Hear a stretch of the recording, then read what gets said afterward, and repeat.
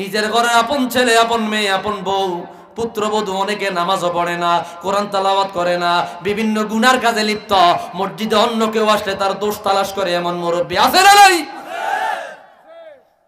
নিজের ঘরে নামাজ পড়ে না, রোজা রাখে না, পর্দা করে না, বিড়ি খায়, সিগারেট খায়। একটা যুবক টাকনুর নিচে ফ্যান মসজিদে আইছে, তারে লজ্জা দিয়া, কিরে তোর টাকনুর নিচে ফ্যান কেন? তুই দিন শিখস না, ধর্ম জানোস না, তোর টুপি কই মাথার? টুপি ছাড়া মসজিদে আইলি কিল্লায়?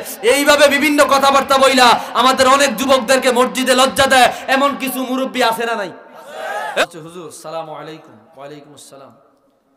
আমাদের গ্রামের কিছু মুরব্বী জুমার দিনে মসজিদে ছোট ছোট বাচ্চা ছেলেদেরকে আসলে অনেক অকাত্য ভাষায় কথা বলে, গালাগালি করে আর কি, ধমক দেয়। আশা করি কোরআন হাদিসের আলোকে কিছু আলোচনা করবেন। এই প্রশ্নটা অত্যন্ত গুরুত্বপূর্ণ। বলবো,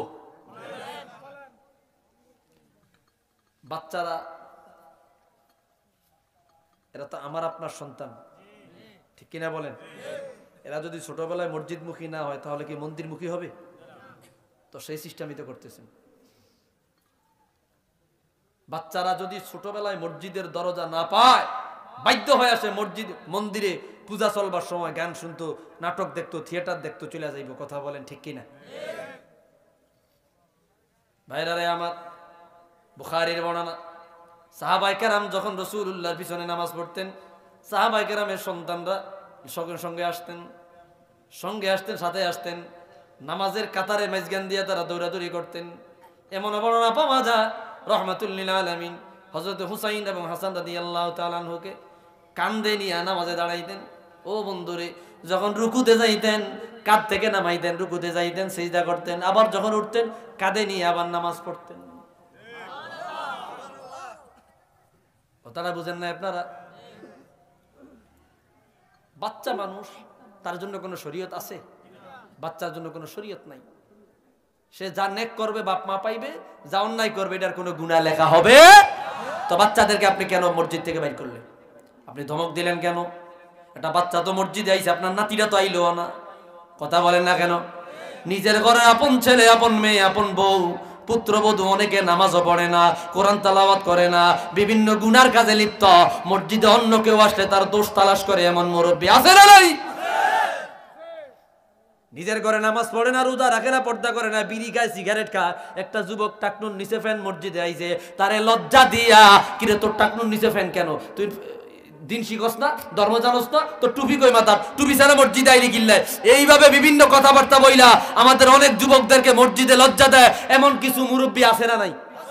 এই মিয়া, তোমার ঘর আগে তুমি ঠিক কর। মসজিদ থেকে যে মানুষ বাইর করে দিতে পারে ওইটা কি মানুষ হতে পারে? বাচ্চাদেরকে মসজিদে আনবেন, এরা ছোট থেকেই মসজিদ শিখবে।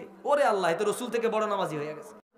নবী তো বলতে পারতেন সাহাবায়ে কেরামদেরকে যে তোমরা বাচ্চাদেরকে মসজিদে আইনো না। হুজুর বলছে এটা বড় বাচ্চাদেরকে মসজিদে আনো, মসজিদমুখী করো। হুজুর বই নাই দিছে, সামনের কাতারে পুরুষ, এরপরে বাচ্চারা, এরপরে মহিলারা, এইভাবে সিরিয়াল মেনটেন করে দাঁড়াবে। তার মানে বাচ্চাদেরকে মসজিদে আনার জন্য হুজুর উৎসাহিত করলেন। যেই জামানার, যেই সমাজের, যেই এলাকার, যেই সময়ের বাচ্চারা মসজিদে তাদের কথার আওয়াজ পাওয়া না যায়, ওই বাচ্চাদের পরবর্তী সময় থেকে তোমরা ভয় করো, আশঙ্কা করো, এরা অদূর ভবিষ্যতে এদের থেকে ভালো কিছু পাওয়া যাবে না। কারণ যেই মসজিদে বাচ্চার আওয়াজ নাই, ওই এলাকার বাচ্চাগুলা মসজিদমুখী না হয়ে ধাপে ধাপে নাস্তিক মুরতাদের দিকে চলে যাবে। কথা বলেন ঠিক কিনা? প্রত্যেকটা ঘরের বাচ্চাকে মসজিদে নিবেন, রাজি আছেন? কোলের বাচ্চা নিতে বলছি না, হাঁটতে পারে, মোটামুটি হাঁটতে পারে, কথা বলতে পারে, এমন বাচ্চা আপনারা মসজিদে নিবেন। রাজি আছেন ইনশাআল্লাহ? কে কে রাজি আছেন? দুই হাত তুলে দেখায় দেই। নারায়ে তাকবীর, নারায়ে রিসালাত।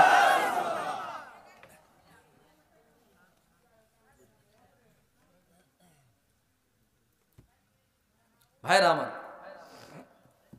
আমার ভাই প্রশ্ন করেছেন, সালামু আলাইকুম হুজুর, দুই মুসলমান ভাইয়ের মধ্যে ঝগড়া মীমাংসার জন্য রাসূলের শিক্ষা আলোচনা করবে। দুই ভাইয়ের মধ্যে ঝগড়া হইলে অনেক সময় দেখা গেছে আপনার এই ইয়া আইয়ুহাল, আল্লাহ তাআলা বলছে ইন্নামাল মুমিনুনা ইখওয়াতুন ফাআসলিহু বাইনা আখওয়াইকুম। এটা আল্লাহর আদেশ। মুসলমান একে অপরে ভাই ভাই, সুতরাং যখন তাদের মধ্যে দ্বন্দ্ব লাগে তোমরা সমাধান করে দাও, মীমাংসা করে দাও। কি করে দাও? মীমাংসা করে দাও।